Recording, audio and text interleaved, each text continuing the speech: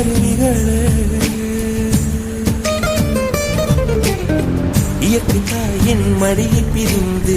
எப்படி வாழ இதயம் தொலைந்து சலித்து போலே மனிதனாயிருந்து பறக்க வேண்டும் பறவையாய் திரிந்து திரிந்து பறந்து பறந்து மூங்கில் காடுகளே வந்து முனகும் பாடல்களே